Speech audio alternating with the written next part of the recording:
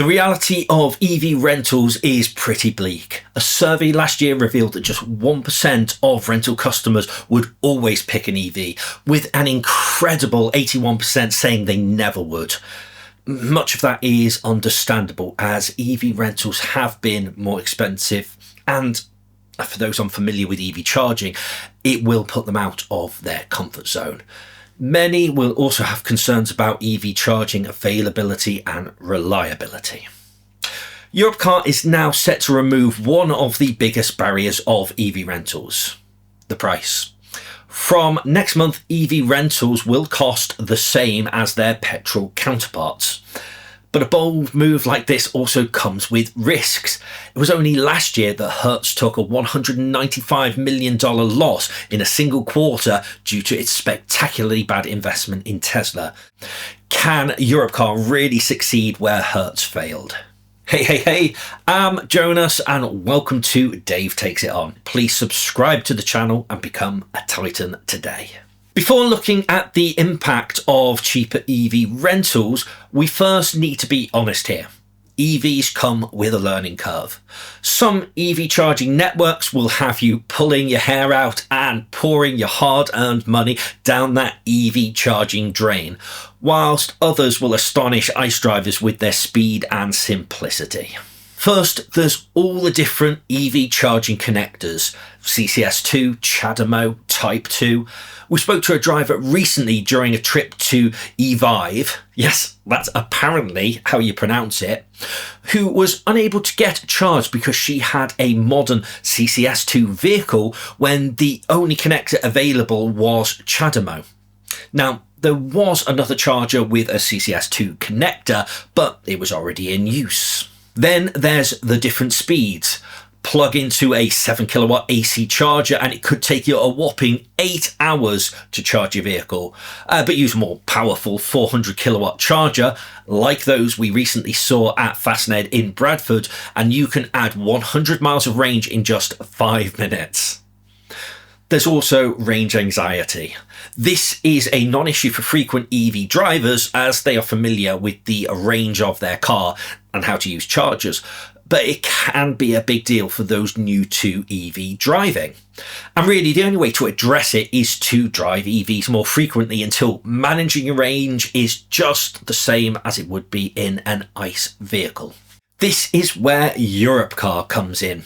It is one of the world's largest car rental firms, with a fleet of over 62,000 vehicles. It has long offered EVs, both cars and vans, but due to the higher cost of the vehicles themselves, it has rented them out at a higher price than their internal combustion engine counterparts. That made it for anybody on the fence about EVs to simply ignore them. After all, why pay for something that has an additional learning curve and that fear factor attached? Now all that is about to change. From April 2025, it's just a few weeks' time, it will be offering EV rentals at price parity. It's also updated its EV Knowledge Hub, which is a surprisingly comprehensive guide to everything you need to know about electric vehicles, from how they work to charging type and even how to overcome that range anxiety. It's almost like they know that renting an EV for the first time can be a bit of a big deal for many customers. One of the sections I really liked was the Exposing EV Myths page, which tackles common concerns we hear when speaking to ICE drivers, like being worried about running out of charge on long distance road trips. It points out that many modern EVs are capable of driving over 200 miles on a single charge, which is the equivalent of driving from London to Manchester. That's likely much further than most are driving their rentals.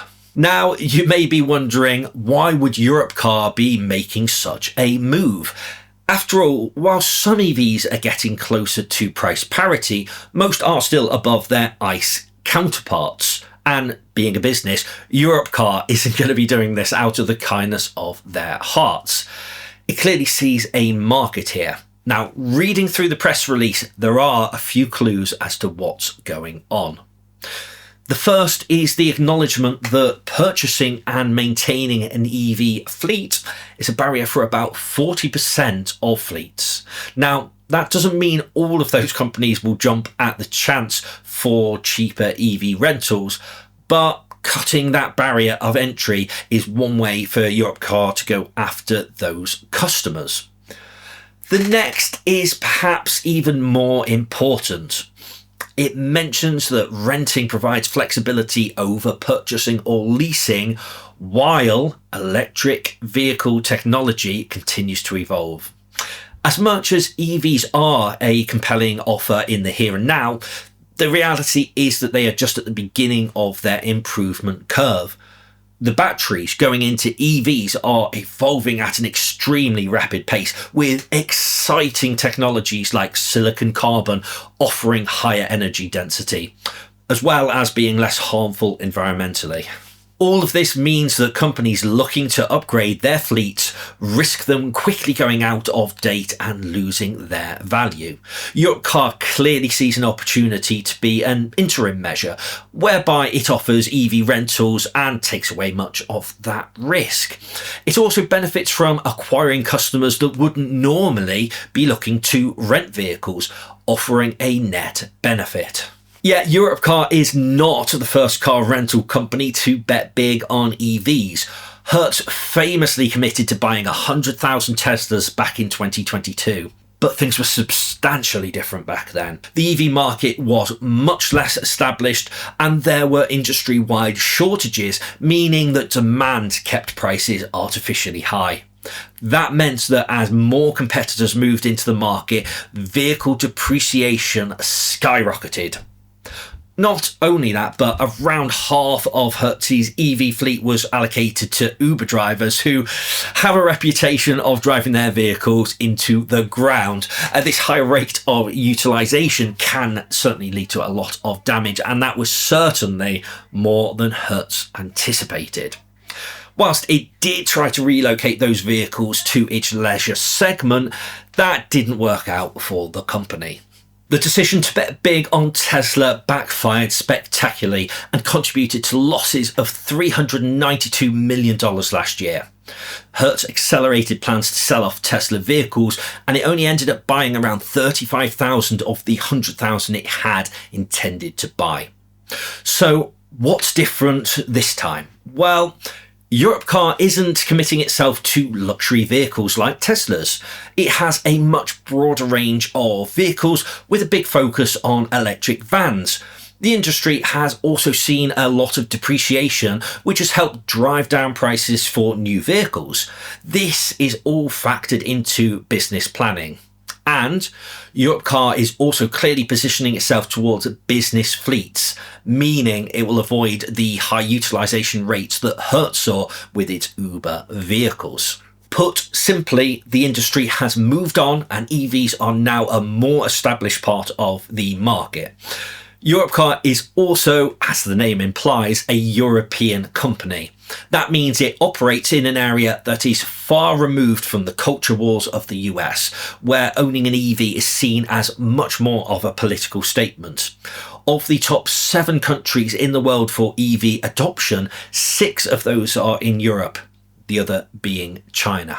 What's all this mean for you? Well, maybe next time you're renting a vehicle, you consider being part of the 19% that is looking at an EV. That's especially important if you're an EV critic or, dare I say it, an EV hater, because then you'll know what you're talking about. Maybe you'll like it, maybe you won't. Either way, you'll know what the EV experience is really like. And whatever your thoughts, let me know in the comments down below. If you've enjoyed this balanced take on EVs, where we're happy to celebrate the good and call out the bad, then please give this video a like and subscribe to the channel. And if you'd like to support a small channel like this, you can support us with a super thanks or even contribute monthly over on our Patreon page. Joining us on Patreon gives you a chance to engage with the community with our dedicated chat, as well as meet Dave and myself when we have channel meetups. Thanks for watching. I'm Jonas.